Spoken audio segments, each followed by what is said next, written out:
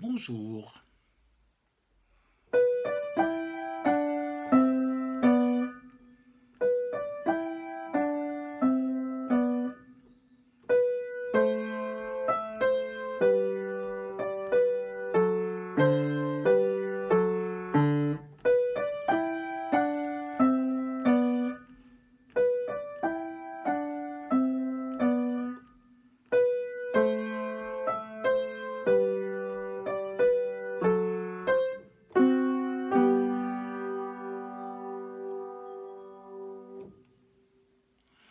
Voilà.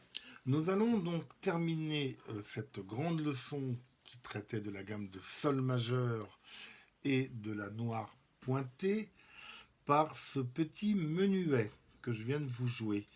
Menuet donc qui était une danse qui se pratiquait beaucoup, notamment à la cour du roi Louis XIV, n'est-ce pas? Et donc une forme musicale également, une danse, une forme musicale bien sûr, qui a la particularité notamment d'être à trois temps, toujours les menuets. Voilà. Alors, on voit dans ce menuet, d'une part, quelques petits pièges à éviter. Les deux premières notes sont vraiment en croche. On a tendance, si on ne fait pas attention, à les faire en noir et c'est moins joli, surtout ça lance moins le thème. Donc, bien faire les croches. Et après, on est en noir. D'accord? Ta, ta, ta, ta, ta, ta. Croche, croche, noir, noir, noir, noir. Voilà. Deuxième chose à faire attention, bien respecter les silences pour aérer la musique. En musique, on dit, et c'est vraiment la vérité pure, que les silences sont au moins aussi importants que les notes.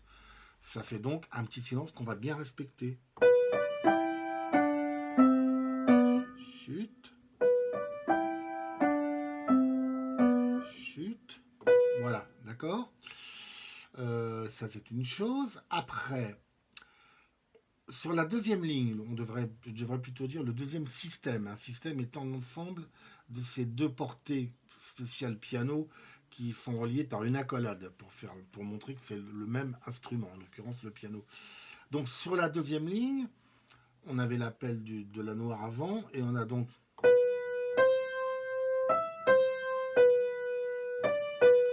On fait attention. Sur la deuxième mesure, on change le doigté pour ramener la main vers la gauche du clavier, vers les basses. On décale d'une note. Donc on a 2, 4, 2 et 1, 4, 2. Mais c'est bien un ré, ne pas faire un mi ou je ne sais quoi. D'accord? Noir après, normal. De nouveau un silence, etc. On retrouve la même chose. Et on a la petite fin, sans commentaire. Là encore, on va se méfier du doigté. Si je reprends donc ceci là qui est sur la dernière ligne, pour les trois dernières mesures, donc Do, doigté, et de nouveau, La, Do, on devrait mettre le 3, mais là on met le 5 pour encore une fois amener la main vers le bas du clavier, faire son Fa dièse et le Sol en finale. Le Sol qu'on peut faire avec le 3 ou avec le 1, c'est pareil, hein, les deux choses sont vraiment sont tout à fait valables. Euh, une dernière chose rapidement, on a, on a l'apparition, on n'en avait peut-être jamais tellement eu avant, de nuances.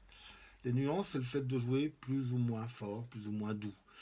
Voilà. On attaque par forte, donc on joue assez fort. On a une petite réponse de ce même thème qui est piano. On fait la partie intermédiaire mezzo forte avec un décrescendo sur la fin pour revenir à forte, piano, etc. Hein, d'accord? Donc ça va faire une petite réponse comme ça. Forte, piano. Et après mezzo forte. Ce qu'on appelle mezzo forte, c'est en fait la façon naturelle de jouer du piano lorsqu'on arrive sur un piano et qu'on joue un morceau quelconque. Si on joue naturellement sans trop se poser de questions, en général, on est dans le mezzo forte. Voilà, je crois que j'ai été complet. Non, pas tout à fait complet. Juste un petit détail, mais qu'on verra dans une leçon de plus de formation musicale, de FM, de théorie. Jusqu'à présent, on a fait des morceaux qui étaient donc en sol majeur, avec donc un dièse à la clé, le fa.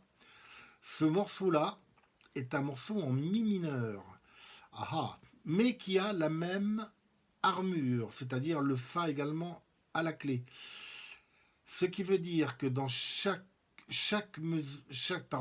gamme majeure a une gamme qu'on appelle une gamme relative mineure, qui est un peu sa petite sœur, sa petite jumelle, et qui a donc la caractéristique d'avoir la même armure. Voilà.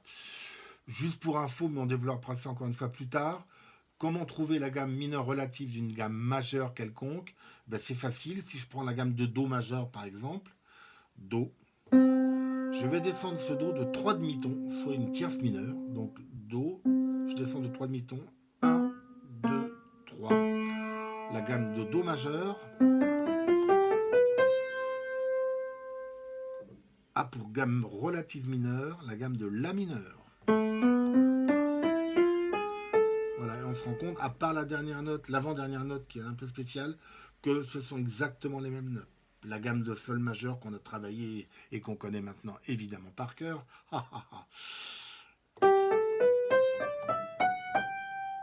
Sol, je descends de 3 demi-tons, Sol, Fa dièse, Fa, Mi, Sol, je compte 1, 2, 3, et on se rend compte que la gamme du Mi mineur va avoir les mêmes notes que la gamme de Sol. On a le Fa dièse qu'on retrouve ici. Et encore une fois, l'avant-dernière note qui est altérée. Ça, c'est une caractéristique de la gamme mineure. Voilà, nous sommes complets à menuet en Mi mineur, gamme relative de Sol majeur. Au revoir, à bientôt.